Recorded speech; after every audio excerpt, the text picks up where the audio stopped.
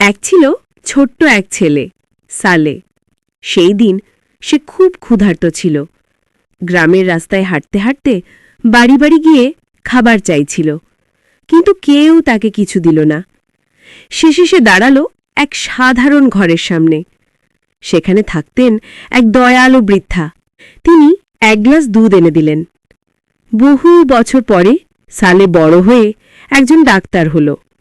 একদিন হাসপাতালে একজন বৃদ্ধা ভর্তি হলেন। চোখ পড়ে সালেহের মনে পড়ে গেল, এই তো সেই মহিলা যিনি তাকে দুধ দিয়েছিলেন। সালে তার সব চিকিৎসা নিজের দায়িত্বে করাল। চিকিৎসা শেষে বৃদ্ধা বিল দেখে ভয় পেলেন, কিন্তু বিলের নিচে লেখা ছিল পরিশোধিত। এক গ্লাস দুধের বদলে ডক্টর সালে। বৃদ্ধার চোখে পানি চলে এলো। তিনি আল্লাহর দিকে তাকিয়ে বললেন, হে আল্লাহ, সামান্য দানও তুমি কত সুন্দরভাবে ফিরিয়ে দাও।